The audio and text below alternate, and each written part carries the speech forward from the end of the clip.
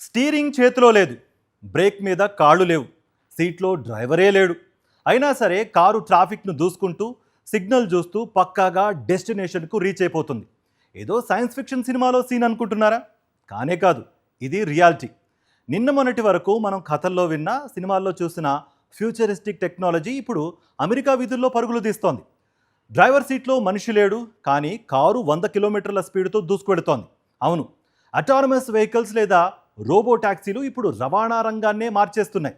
అసలు San Francisco, Phoenix నగరాలను ఊపేస్తున్న ఈ కార్లను తయారు చేస్తున్న ఆ టాప్ కంపెనీలేంటో, వాటి డిజైన్ రహస్యాలేంటో ఇవాటి స్పెషల్ స్టోరీలో చూద్దాం.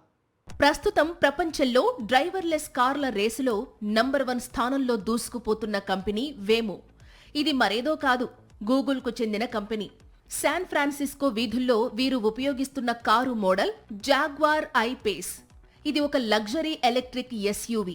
ఈ కారు డిజైన్ చూస్తే కారు రూఫ్ పై భాగంలో ఒక పెద్ద డోమ్ లాంటి సెన్సార్ తిరుగుతూ కనిపిస్తుంది.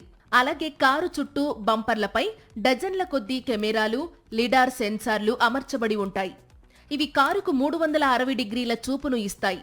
అంటే చీకట్లోనైనా వర్షంలోనైనా 100 మీటర్ల దూరంలో ఉన్న చిన్న వస్తువును కూడా ఈ కారు గుర్తించగలదు. ఇక వేమోకు గట్టి పోటీ ఇస్తున్న మరో అమెరికన్ కంపెనీ క్రూజ్. దీనిని ప్రసిద్ధ జనరల్ మోటార్స్ సంస్థ నడుపుతోంది. వీరు మొదట షెవర్లే బోల్ట్ కార్లను వాడారు. కానీ వీరి లేటెస్ట్ డిజైన్ క్రూజ్ ఆరిజన్ చూస్తే షాక్ అవ్వాల్సిందే. ఎందుకంటే ఈ కారుకు అసలు స్టీరింగ్ వీల్ ఉండదు, బ్రేక్ పెడల్స్ ఉండవు, అసలు డ్రైవర్ సీటే ఉండదు. ఇదొక చిన్న క్యాప్సూల్ లేదా ఒక మినీ లాంజ్ లాంటి డిజైన్. లోపలికి వెళితే ప్రయాణికులు ఒకరినొకరు ఫేస్ చేస్తూ కూర్చోవచ్చు. పూర్తిగా ఫ్యూచరిస్టిక్ డిజైన్ ఇది. అమెరికాకు పోటీగా చైనా కూడా ఈ రేసులో దూసుకుపోతోంది. చైనాకు చెందిన సర్చ్ ఇంజిన్ దిగ్గజం బైదు అపోలో గో పేరుతో ప్రపంచంలోనే అతిపెద్ద రోబో టాక్సీ నెట్వర్క్ ను నడుపుతోంది. ముఖ్యంగా వుహాన్ నగరంలో వేలాది కార్లు తిరుగుతున్నాయి. వీరు ఇంటెలిజెంట్ ఎస్యూవీ డిజైన్లను వాడుతున్నారు. కారు లోపల వెనక సీట్ల ముందు పెద్ద టచ్ స్క్రీన్లు ఉంటాయి. ప్రయాణికులు అందులోనే గేమ్స్ ఆడుకోవచ్చు, మ్యూజిక్ వినొచ్చు. చైనాలో ఈ కార్ల ధరలు చాలా తక్కువ కావడంతో సాధారణ టాక్సీ డ్రైవర్లకు ఇవి పెద్ద తలనొప్పిగా మారాయి.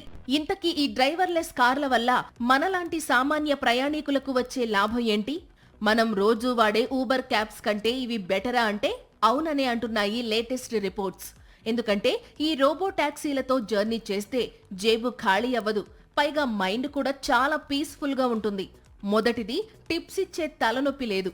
అమెరికా లాంటి దేశాల్లో ఊబర్ ఎక్కితే బిల్లుతో పాటు డ్రైవర్కు ఖచ్చితంగా 15 నుంచి 20% వరకు టిప్ ఇవ్వాలి.